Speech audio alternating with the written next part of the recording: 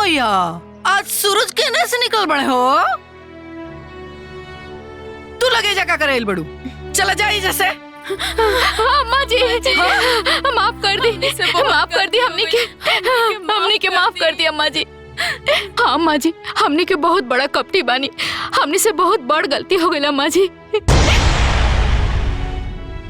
अम्मा जी, हमारे से बहुत बड़ा गलती हो गई। तांत्रिक बुला के रउआ लोग पे टोना टोटका करौली, हमने के माफ कर दी अम्मा जी। हमारे से बहुत बड़ गलती हो गई अम्मा जी। हम अपना भाई के बोलौले रानी, रउआ सबके मारे खातिर माफ कर दी ना। वाह रे वाह, जब मन करो तब हमार बेइज्जती करो लोग, मारा लोग, पीटा लोग, और बाद मुंह उठा के आजा लोग माफी मांगे खातिर, और हम माफ कर दी।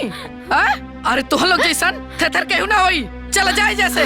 ना अम्मा जी, माफ कर दी, हमने दोबारा ना कर अम्मा जी। ए छटको समझावा ना अम्मा जी के तानी। अम्मा जी, ये लोग खुद से चल के आयल बाड़ी माफी मांगे खातिर, और वैसे भी कहल जाला ना कि अगर सुबह का भूला सांझी के वापस आ जाए तो ओकरा के भूला ना कहल जाला। माफ कर देना। अरे दुल्हन, तू नहीं खुजानत, इस सब ना एकदम विश्वास करे लायक नहीं खे, इस सब के सब कपटी है सन। हाँ तो ठीक बा ना अम्मा जी, अगर ये छल कपट करी हैं तो माता रानी इनकर हिसाब करी हैं। अगर ये लोग अच्छा करी हैं तो ये लोग इनके साथ अच्छा होई, बुरा करी हैं तो बुरा होई। लेकिन रहुआ तो माफ कर दी ना। ए माई, माफ कर देना। अब फिर से ना हुई, माफ कर दी अम्मा, गलती हो गई। माफ कर दी ना अम्मा जी, आपकी बेर माफ कर दी, अब गलती ना हुई। कर दी ना माफ।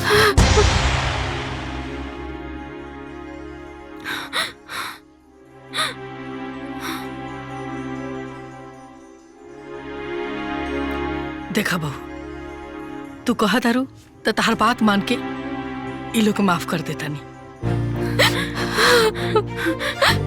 अब जा लोगे जैसे। अब जा अम्मा जी।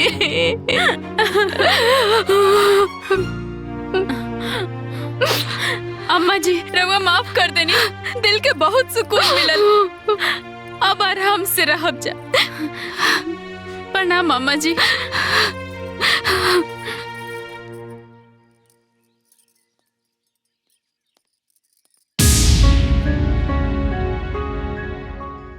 अम्मा जी,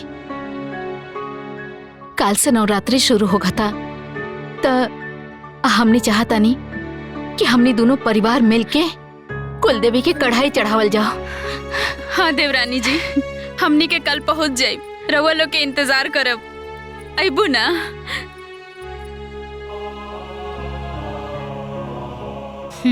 ठीक बा।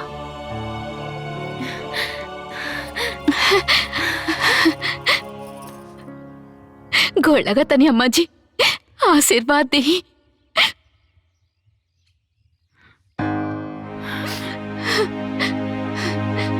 अब दिल हल्का हो गई, अब चैन से सुतब।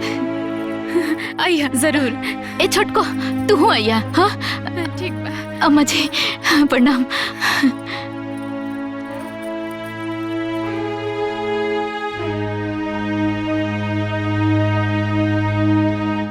अम्मा जी, तीर एकदम निशाना पे लग गइल बा। वाह। हाँ अम्मा जी, बुढ़िया तो पहले मानते ना रहे, लेकिन ओकर पतो मान गइल। वाह, अब तो बहुत मजा आई। काल सवेरे उ जाई कढ़ाई चढ़ावे, और हमनी के जाए ओकर जमीन में कब्जा करे। सही कहा तनी अम्मा जी, वो झगड़ुआ खेत कब से पड़ती पड़ल बा। हमनी क्या वो पर कब्जा कले हल जाई। हाँ अम्मा जी, जैसे वो हमनी के दुआर कब्जे ले बिया ना, ओइसे जाके ओकर खेतो कब्जिया लियल जाई, तब्बे मजा आई। बाकी तू दोनों सब काम ठीक से करिए।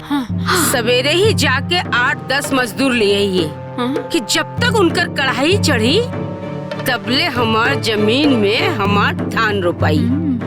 ठीक बाबा जी।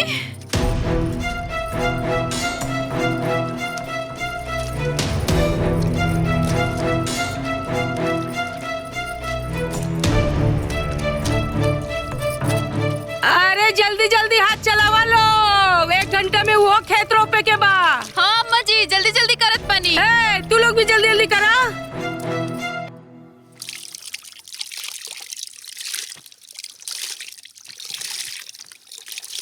अम्मा जी हाँ ये जगह एकदम ठीक बा। वो लोग आई है ना टौकनी के हमनी लोग दिख जल जाई। हाँ हाँ, लेकिन वो लोग कहाँ रह गए लोग अभी तक आए लोग ना? अरे होते हुई है अम्मा जी, हो सकेला साधन ना मिलल हो। ए आगे आगे बढ़ बढ़ के करा लोग। अरे तुम लोग और पीछे जाके रोपा भाई। हाथ लगावा लोग, हाथ लगावा रे सब।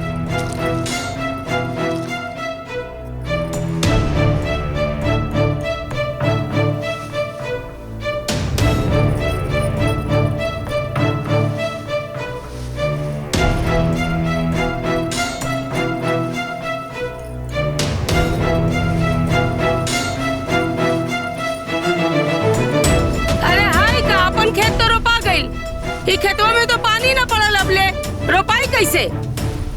जा लोग जल्दी जल्दी, जा लोग जा लोग, जल्दी जल्दी हाथ बढ़ावा।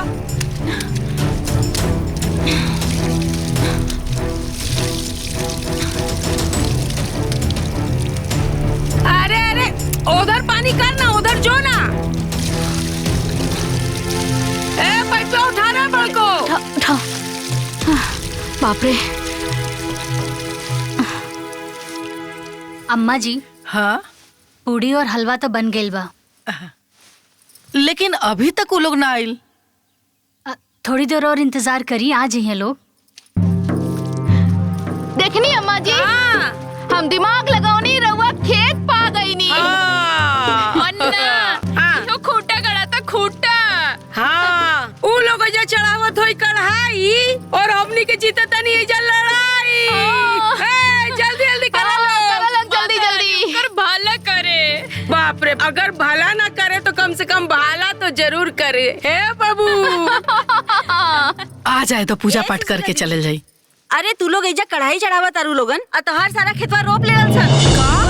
हाँ अरे जा लोग, न तो पूरा खेतवा कब्जा कर ली है लोग। देख लो दुल्हीन, हम कहत रही ना वो सब एक नंबर के कपटी है सन, उन्हीं के बात पे भरोसा ना करे के।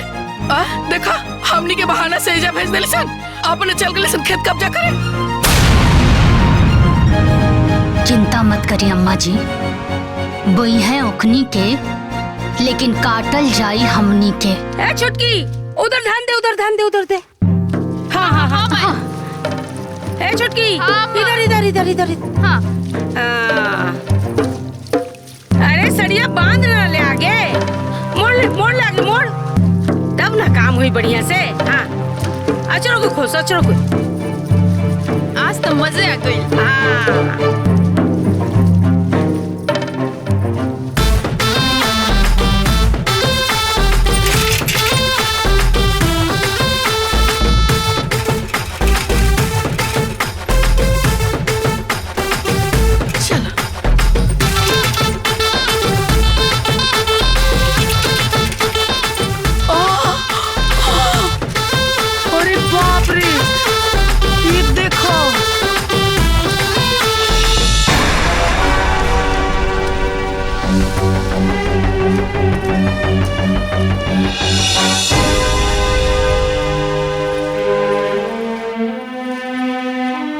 अम्मा जी रवा चुप रहिया, कुछ मत बोलिया। आज देखिया कि कैसे हम इकनी के हम खंबा उखाड़ा तानी। अरे जल्दी करा लोग, जल्दी। अरे का हो? का होता?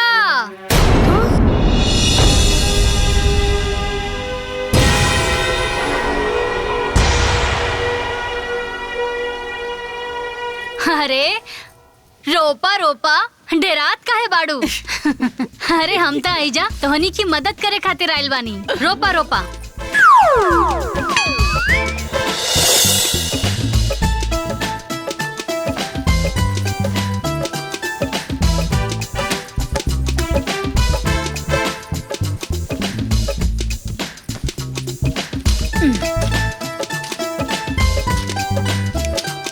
डेरात काहे बाड़ू? रोपा रोपा। अरे रोपा। का हो गई तू लोगन के? अरे अब देखा तू लोग आइलू, हमरा के समझाइलू, हम समझ गई नी। अब परिवार के बात बा, सब के हुए एक साथ बा, पूजा पाठ माता रानी आ कढ़ैया हम जाके ना मंदिर में कढ़ैया करके आ गए नी। आपन हिस्सा चढ़ौनी हम आ तू लोग इनके हिस्सा भी चढ़ौनी। अब हम मैया आयल बानी तो देखा तनी तू लोग रुपाई करत आड़ू। घर परिवार के बात बा अकेले कैसे करबू, यही से मदद करे खातिर आ गई नी। हाँ अब हम रुपयो करब और साथ में गीत भी गायब।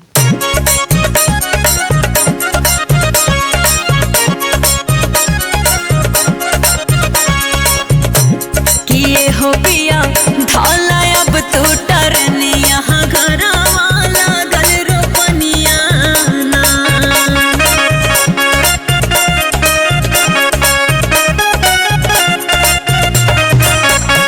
कि पनिया लहर सगरो सेवनिया घरवा लागल रोपनिया ना।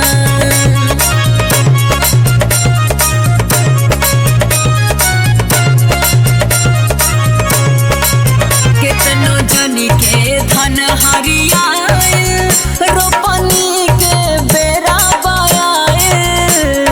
झुरुरा झुरुरा पुरवैया लहरे पेड़वा के पतैया।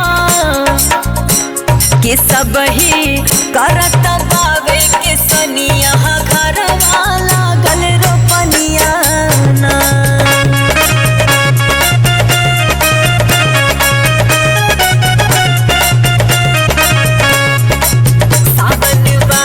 जे खेती पिछड़ी समझो सगरो कमवा बिगड़ी। घर आवे के मूड बनाला अभी से तू टिकट कटाला। कि रोपल जाई दोनों परनिया घरवा लागल रोपनिया ना। किए हो पिया ढोला अब तू टरनिया घरवा लागल रोपनिया ना।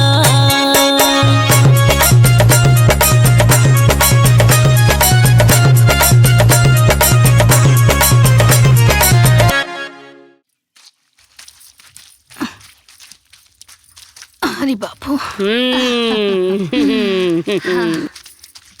हो गइल सब। बढ़िया हो गई। अरे ई रवा लोगन के मजदूरी, रवा लोग बड़ा मेहनत करके रोपनी कैनी। हाँ अच्छे से खा के आराम करिहा आज। हाँ धन्यवाद। सब बड़ा मेहनत कैले बानी। हाँ अरे दीदी रवा लोग भी बड़ा मेहनत कैले बानी, लेकिन रवा लोग तो घर परिवार वाला बानी जा। अब रवा लोगन के मजदूरी देव ता अच्छा ना नु लागी। मजदूरी? हाँ हमार खेत रोपनी है तब। हमार खेत खेत जोतनी हमनी के, पानी पटौनी हमनी के, मजदूर बुलौनी हमनी के। बात तो सही बा, रवा लोग मेहनत तो बहुत कैले बानी। यही से तो हम कहा तानी कि मजदूरी दिलाई अच्छा ना लगी। या रवा बता दी काम ले कि दाम ले, बदले में आके हम कोनो काम कर दे। सुशीला समझा दे अपने पतों के, ना कोनो काम चाहिए ना कोनो दाम चाहिए। है खेत हमारा हमार। कोई सब तार खेत हो।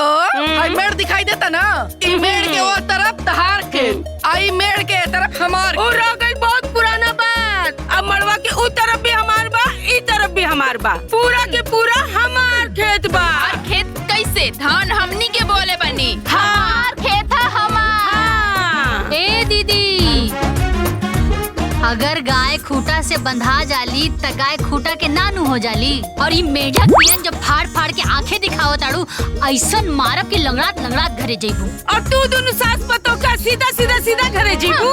तू लोग लंगड़ा लंगड़ा के जीबू। ए छटकी। हाँ दीदी पकड़ी दोनों सास पतों के और गाड़ दे धान के खेत। हाँ। पकड़। अम्मा जी जाइए आराम करी। आवा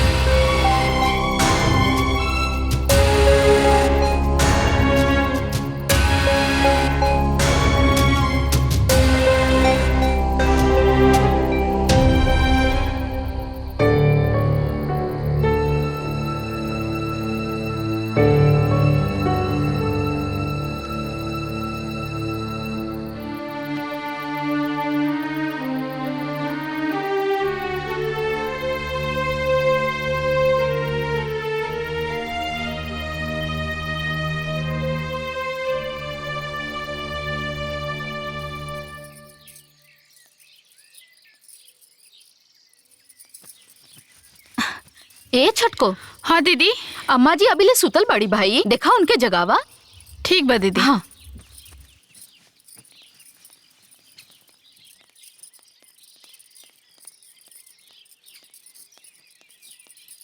अम्मा, ए अम्मा, अम्मा, अम्मा, अरे उठी ना, सबेर हो गल बा, कबले सुतब। अम्मा, ए अम्मा, अम्मा,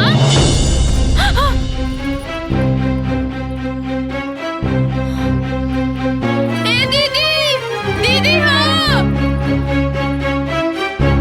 देखो ना अम्मा जी के का हो गइल बा।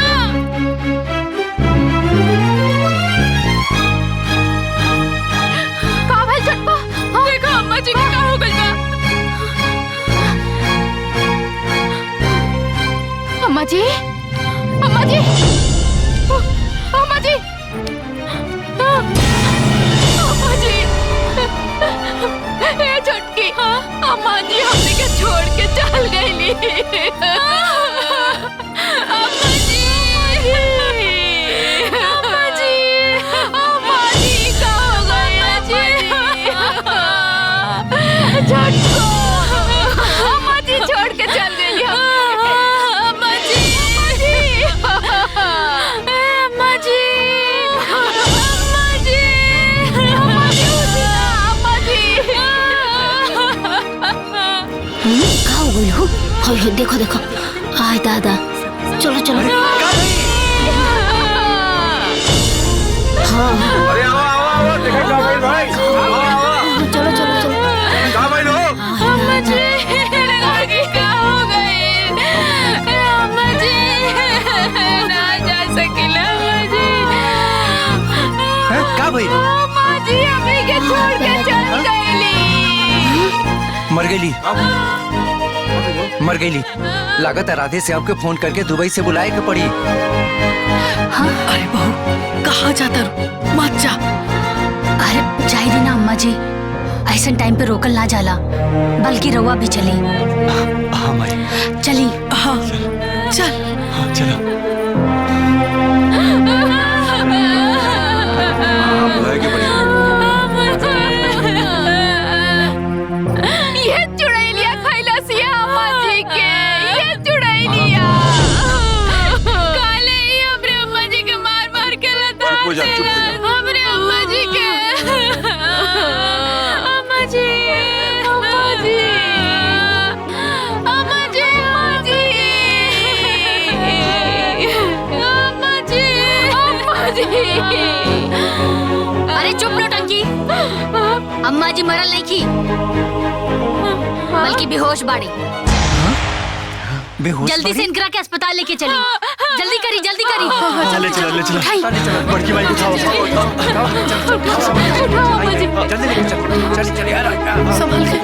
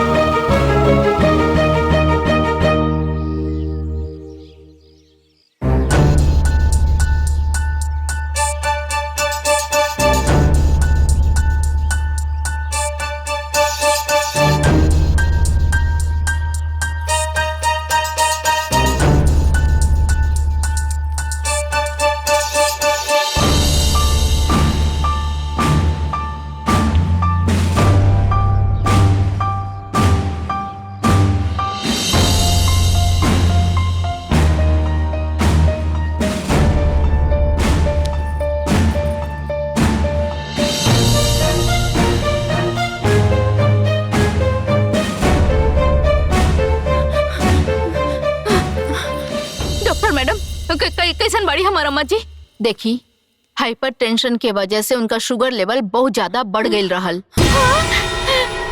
जेकरा वजह से उनका दोनों किडनी खराब हो गई बा।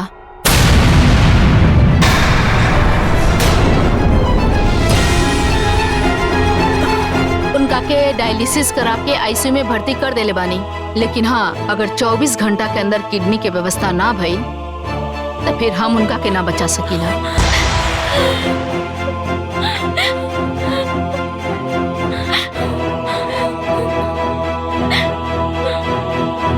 फिलहाल अभी मरीज होश में बा, रउआ लोग मिल सकता नहीं।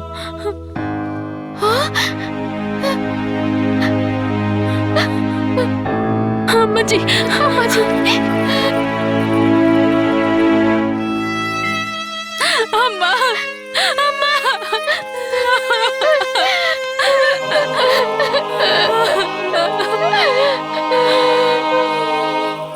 अम्मा जी,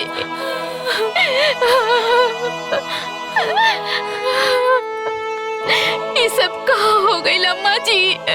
अम्मा, हमने के भगवान कितना दुख दिए, हंसी खुशी हमने के जियत रहली, पता न के कर नजर लग गई, भगवान से यहाँ न देखल गई। भगवान जी जल्दी से अम्मा के ठीक कर दी। अम्मा जी, अम्मा जी। एक्सक्यूज मी प्लीज, आप लोग इस तरीके से रो रो के ना मरीज के डिस्टर्ब मत करी प्लीज। इनका जान बचावे के बाद तो किडनी की व्यवस्था तुरंत करी, जल्दी से जल्दी। हमने के कहाँ से व्यवस्था करी मैडम जी? अरे घर परिवार से कल जाई, नात रिश्तेदार से कल जाई, कहीं ना कहीं से व्यवस्था तो कर ही के पड़ी। ऐसा काहे ना करता नहीं कि रउए दे दी, रउआ तो बहू न बाने इनकर।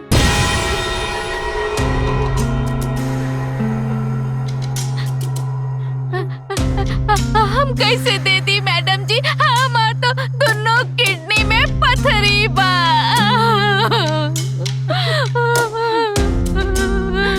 हम कैसे दी? दीदी सही कहत बड़ी। अच्छा ठीक है, ऐसा करा कि तू है दे दा। देखे में तो काफी स्वस्थ नजर आवत अरु, तो दे दा।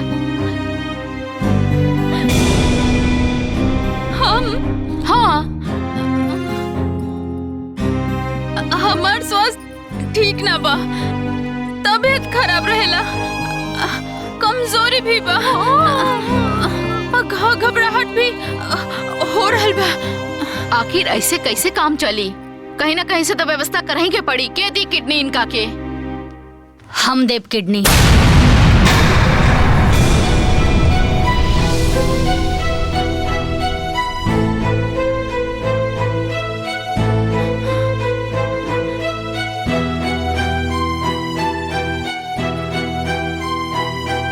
डॉक्टर साहब, हम देव किडनी।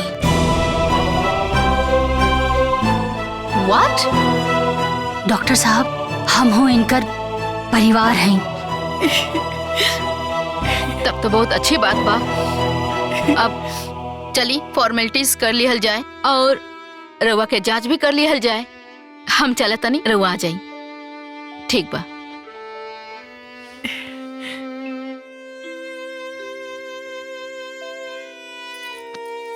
अम्मा जी, रउआ चिंता मत करी, हम रउआ के अपन किडनी देव, सब कुछ ठीक हो जाए।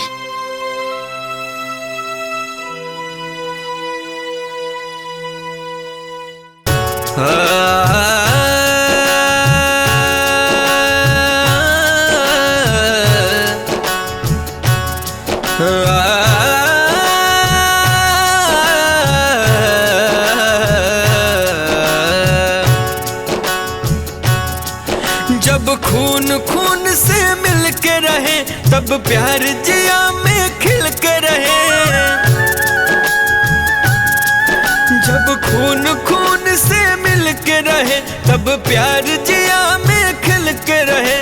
लाख दुश्मन दीवार होके प्यार से आके मिलेला। जब खून खून के खींचेला, तब दिल के बगीचा खिलेला।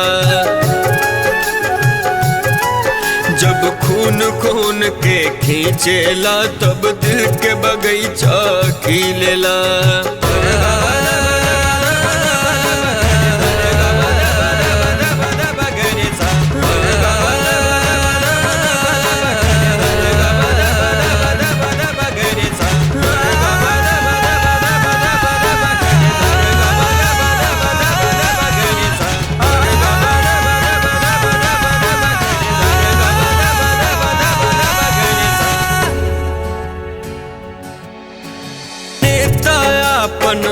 खेला जब अपन असर दिखावेला।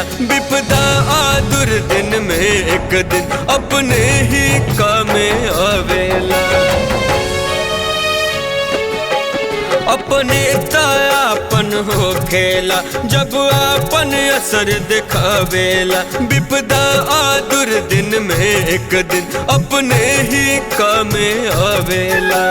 वैसे सींचे जैसे एक माली बगिया के सींचेला। जब खून खून के खींचेला तब दिल के बगीचा खिलेला। जब खून खून के खींचेला तब दिल के बगीचा खिलेला।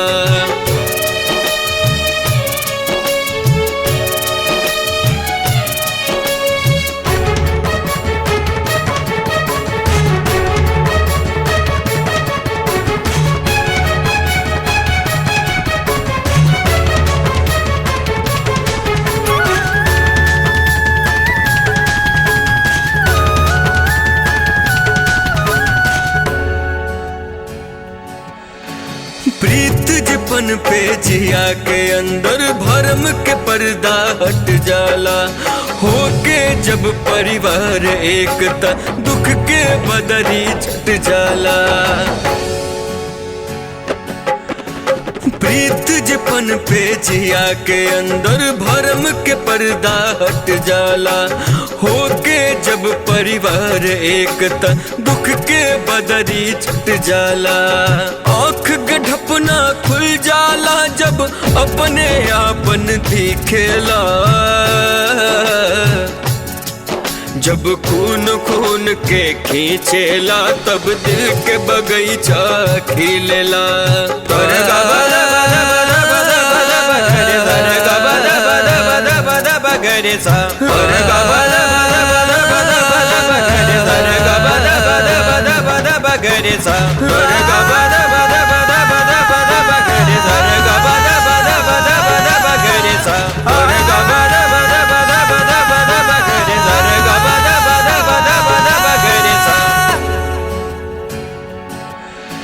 प्रीत जपन पे जिया के अंदर भरम के पर्दा हट जाला। होके जब परिवार एकता दुख के बदरी छट जाला।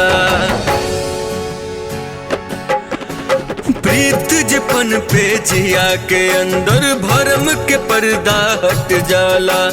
होके जब परिवार एकता दुख के बदरी छट जाला। आँख गढ़पना खुल जाला जब अपने आपन दिखेला। जब खून खून के खींचेला तब दिल के बगीचा खिलेला। जब खून खून के खींचेला तब दिल के बगीचा खिलेला।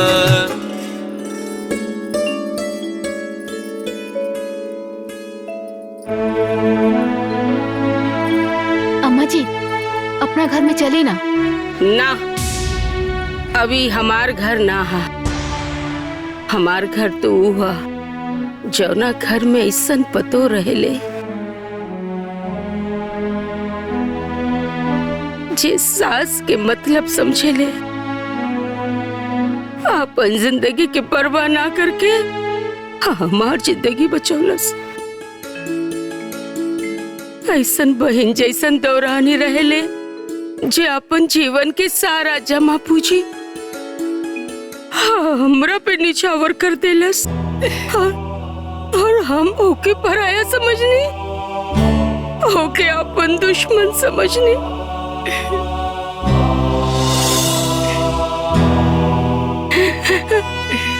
सुशीला बहन, आप हमरा के माफ कर दे,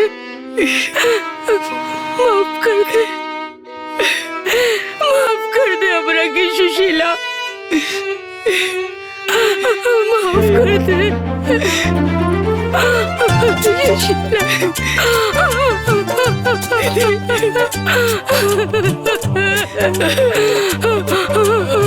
माफ कर दे सुशीला। हमसे गलती हो गई।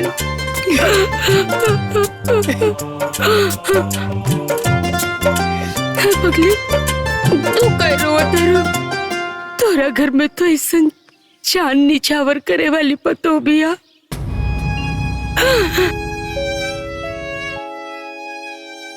शुभ सोना जैसन बेटा बा। रोए के तो हमके चाहिए। तू को बेटा बा दोनों स्वार्थी हमार पतो मतलबी। ए सुशीला हम तोरे घरे रहल चाहता नहीं रहे देबे हमरा के बोल रहे देबे।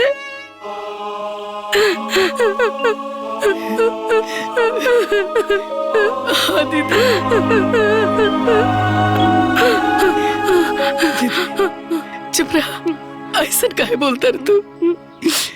ये सब घर दुआर सब तारे है, तू ही घर के मालकिन है। लेकिन पता ना का गलती होगी रे कि तू हमने के पराया कर देले रहो। सुशीला हम अपन दोनों बहुवन के भड़कावे में आगल रहनी। वो लोग दोनों हमारे इतना कान भरलस कि हमार मन में जहर भर गई। बाकी तू माफ कर दे सुशीला, हमके अपन घर ले चल। हम आई। माफ कर दे। चलो अम्मा जी माफ कर दी अम्मा जी हमने की।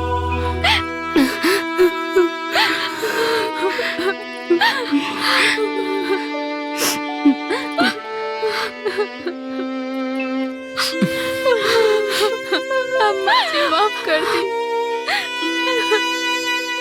ना तोहनी खातिन कोनो माफी नहीं की।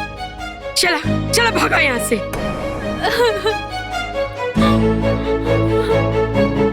करे तोर तो दोनों किडनी में पथरी भइल रहे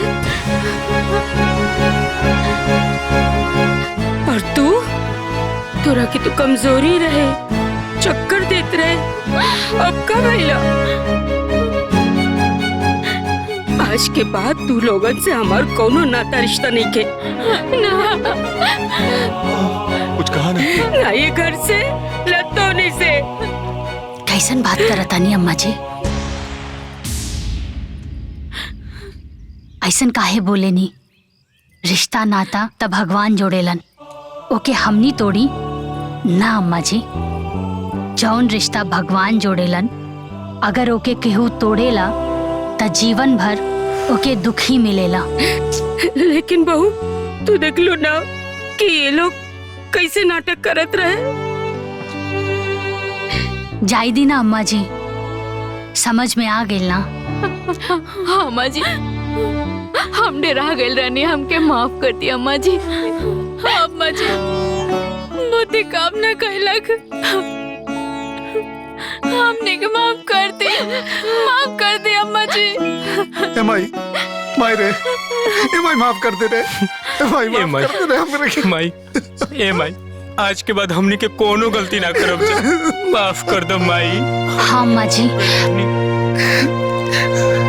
सब के हो के अपन गलती के एहसास हो गइल बा, अब रुआ माफ कर दी। ना बहू, इन्हन के हम ऐसे माफ ना करब।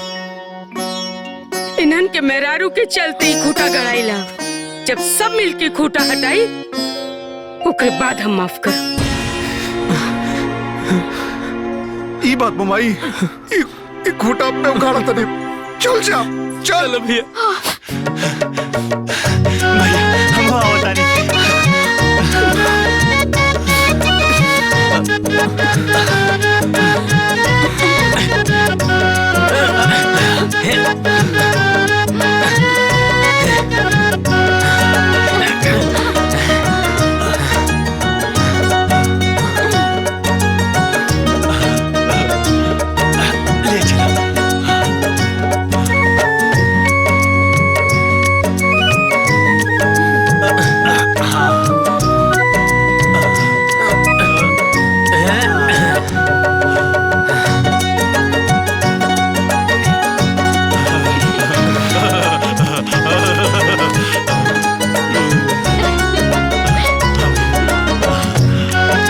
परिवार साथ होला तो हर मुश्किल आसान हो जाली।